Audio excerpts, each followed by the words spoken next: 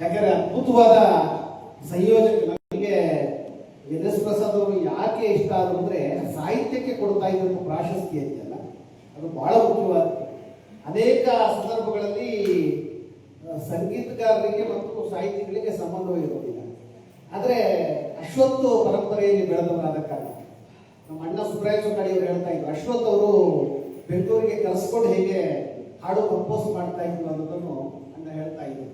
ಹಾಗೆ ಪ್ರಸಾದ್ ಅವರು ಕೂಡ ನನ್ನ ಹಾಡು ಕಂಪೋಸ್ ಮಾಡುವ ಸಂದರ್ಭದಲ್ಲಿ ಒಂದು 2 ತಿಂಗಳು ನಿರಂತರವಾಗಿ ನಾವು ಮಾತುಕತೆ ಆಡಿದ್ವು.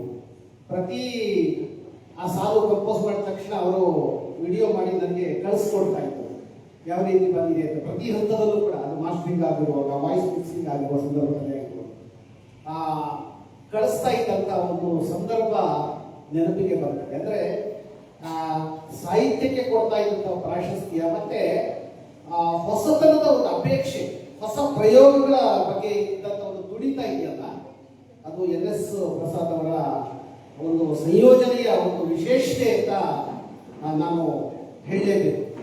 ಆ ಸಂದರ್ಭದಲ್ಲಿ ನನ್ನ ಹಾಡಿನ ಸಂಯೋಜನೆ ಸಂದರ್ಭದಲ್ಲಿ ಬೆಂಗಳೂರಿಗೂ ಕೂಡ ಅವರು ಮನೆಗೂ ಕೂಡ ಕರೆಸ್ಕೊಂಡು ಒಂದು 2 ಗಂಟೆ ಹೊತ್ತು ಅವರ ಜೊತೆಗೆ ನಾನು ಕಲಾವಿದರು ಶ್ರೀನಿವಾಸು ಮಾತುಕತೆ ಆಡಿದ್ದು. ಆ ಸಂದರ್ಭದಲ್ಲಿ ಕೂಡ ಮಾತು ಇದ್ದದ್ದು ಬರೀ ಸಂಗೀತದ ಬಗ್ಗೆ, ಸಂಯೋಜನೆಯ ಬಗ್ಗೆ. ನಾನು ಇನ್ನೊಂದು ಹಾಡು ತೆಗೆದುಕೊಂಡು ಅದು ವೆಸ್ಟರ್ನ್ ಶೈಲಿಯಲ್ಲಿ ಗಿಟಾರ್ ನುಡಿಸ್ತಾ ಹಾಡಿ ತೋರಿಸಿದ್ರು. 1 ಗಂಟೆ ಅದೇ ಅಭ್ಯಾಸ, ಇನ್ನೊಂದು ಹಾಡಿನ ಅಭ್ಯಾಸ, ಅದನ್ನೇ ಹಾಡಿ ತೋರಿಸಿದ್ರು, ಯಾವ ರೀತಿ ಇದನ್ನು ಕಂಪೋಸ್ ಮಾಡ್ಬೋದು ಅಂತ ತೋರಿಸಿದ್ರು. ಈ ತರದ ಒಂದು ವಿಶಿಷ್ಟ ವ್ಯಕ್ತಿತ್ವ ಪ್ರಸಾದ್ ಅವರು. ಆ ನಂತರ ಕೂಡ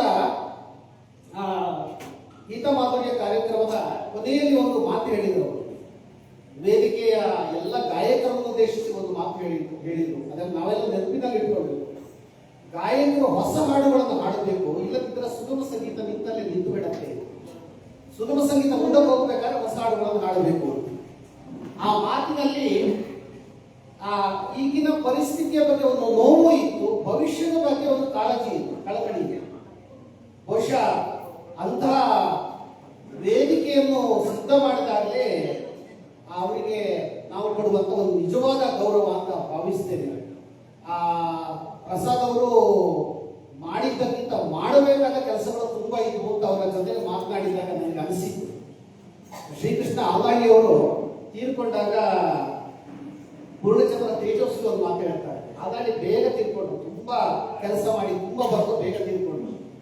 ಆಗ ತೇಜಸ್ವಿ ಒಂದು ಮಾತಾಡ್ತಾರೆ, ಮಾಡಬೇಕಾದ ಕೆಲಸಗಳನ್ನೆಲ್ಲ ನಾವು ಬೇಗ ಬೇಗ ಮಾಡಿ ಮುಗಿಸ್ಬೇಕು, ನಾಳೆ ಅನ್ನೋದು ಇರುತ್ತೋ ಇರೋ ಗೊತ್ತಿಲ್ಲ ಅಂತ.